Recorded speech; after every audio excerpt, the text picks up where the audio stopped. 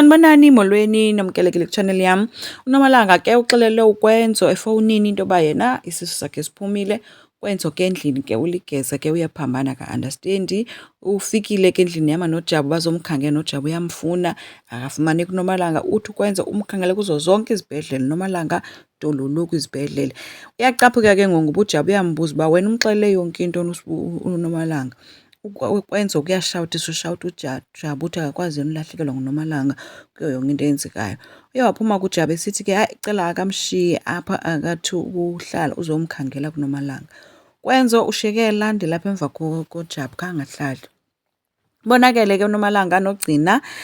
Ugcina uyacaphuka ke ngoba uthi uNomalanga uyenza kanjani into enje kweli xesha libi kangaka linzima linje, because kaloku kho le nto kaphethini nonjengayo.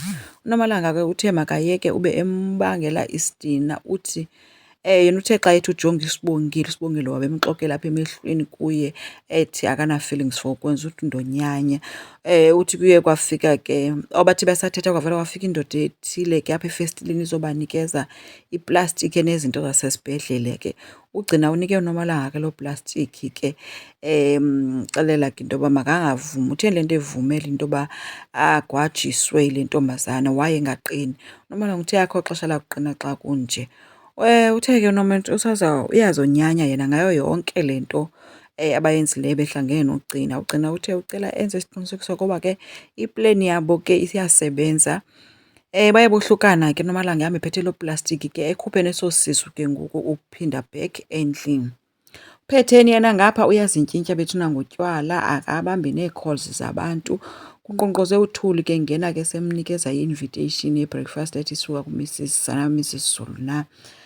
Uphetheni uthe kayijonga besithi heyi Thuli khange nithethe into nakabantu. Uthi no madam, we didn't did it ngala English yakhe ke. uThuli ke besechola ke nezinto apha endlini ke kumdaka kugcwele yonke into neebhotile phantsi. uPhetheni andithi uyasela umane evala neempumlo ke yonke loo nto. Caba ivumba libophile ekamereni, umadam uyaziselela akanalo nexesha lokwenza eyokuqala.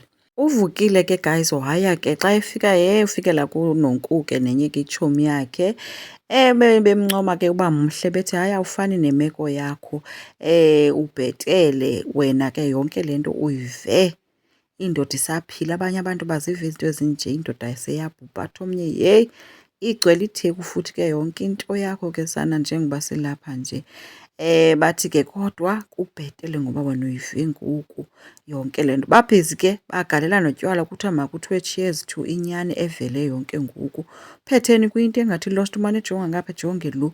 Uncedwe kukufika kukaSokhabasa ke esithi uSokhabase bane-meeting. Phofu akazi kwaloo meeting ethi sine-meeting kodwa omnye ewe sine-meeting wabashiya beme ehleli apho ke besithi hayi bo kwenzekani, urayithi lo mfazi. Wabemkile ke wabashiya kanjalo.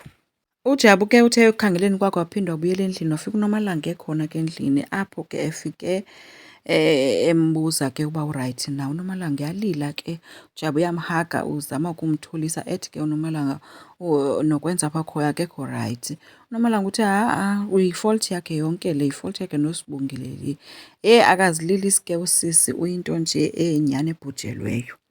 uSibongile ngapha yena uthe sazincokola noZama ngempilo yakhe needlaminizi. Hayi ke yangena ke i-call kanti nguKwenzo.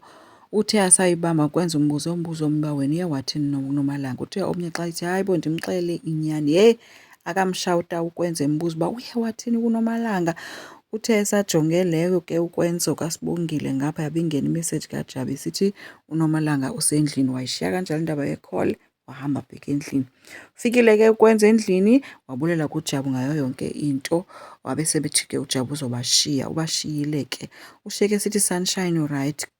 Impendulo ke kaSunshine ithe nguwe owenze yonke le nto, yi-fault yakho noSibongile le. We lost our baby, wena noSibongile nini aba. Oko ke sana exolisa ke uKwenzo uyalila kuNomalanga ngapha noKwenzo uyalila. uNomalanga hayi ukhihla esikanandi sisi kakhulu nje kakunakuqala. Isazela usibeke ecaleni ufuna nje yonke into icace uba kubhujiwe ngoku. uSokhabasa yena ngapha ubhizi ubaliselo njengayo uba yeyi uba bendingafikanga phaa ndamhlangula uPhetheni, ii-housewives ngezimgqibile umkakho. Eyabulela ke unjengaye uthi hey imagine le nto sele ikwimidiya yonke. So Khabasi uthe wena awudingi ubulela mna, into oyidingayo wena kukuba ulungise yonke le nto. Ithini ipleni yakho kuyo yonke le nto? And ethi kaloku yonke le nto zizinto zakho ezi, yi-fault yakho yonke le, fix it. UVusi yena uxelele uGcina ke into yoba akakwazanga umxelela unina ngayo yonke into ngoba umama wakhe uyambona uba akekho rayithi. Uthi yawube ungunyana ombi if angamxelela ngoku, but akhange akwazi. Enkosi, ngicela siqhubeke, subscribe, silike, singakhomenta futhi, bye.